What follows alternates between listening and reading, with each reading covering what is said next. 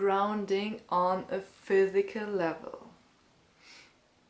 The good part is we have these beautiful tools which are called our body, which are made of matter. So our bodies are earth. Our bodies are physical substance. So they are here to ground our soul, our energy into a present life. That is actually their purpose. They are holding the space for the energy of our spirit and ground it so it can walk physically on earth. But still, sometimes we feel very ungrounded or too elevated, too much up in the air. And there are different things that you can do. And I'm just gonna list now all of the different kinds of ideas that I do have to ground myself physically and give some thoughts on it. So the first thing that always works for me is food. Food is like putting matter into my matter.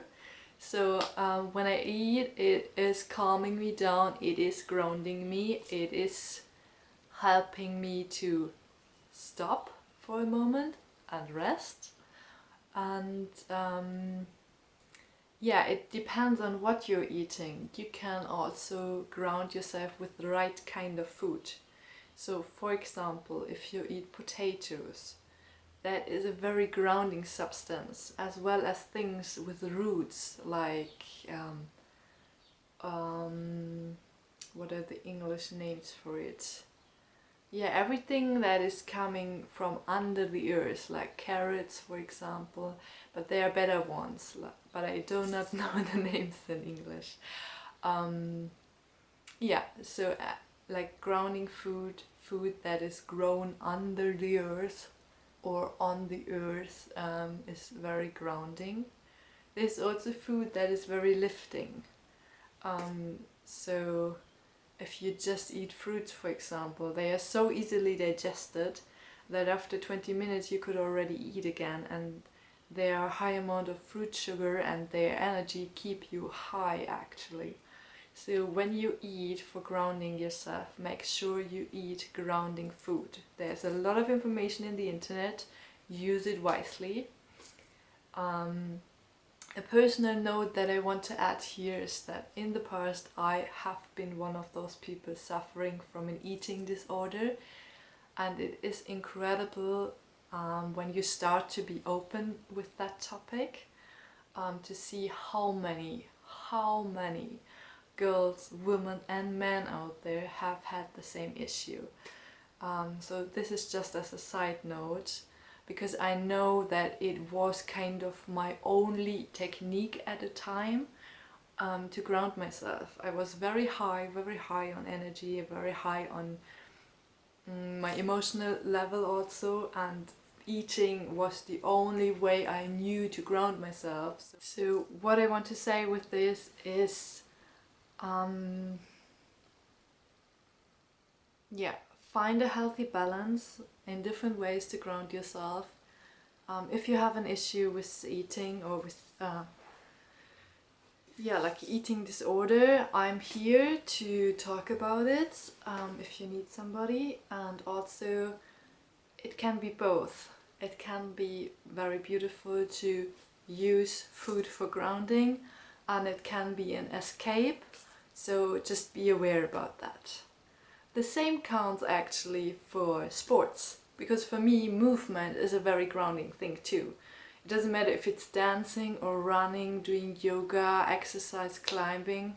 Yeah, climbing is already going up, but like when you exercise and you feel your body physically, that is a very grounding thing too. Another thing is any kind of creative activity. Singing is opening the breath, it's very grounding. Painting, as I said, dancing, all kinds of creative activities Yes, I would even say sex is a grounding thing, or can be a grounding thing. Yeah, so basically what I do see a lot of times, like as another side note, because I feel the importance of it right now while I'm speaking, is that a lot of grounding mechanism has been like misused in our society as addictions. Like alcoholic drinks also have a grounding ability. It's like the frequency is bringing your frequency down to earth more. Like the shamans in Celtic traditions have used alcoholic drinks to ground themselves after ceremonies or during ceremonies to hold the space for their higher frequencies. So it is all about the balance, and it is about the knowledge of it, and it is about having multiple mechanisms to ground yourself so you don't misuse one of those grounding tools as an escape for your too high energy.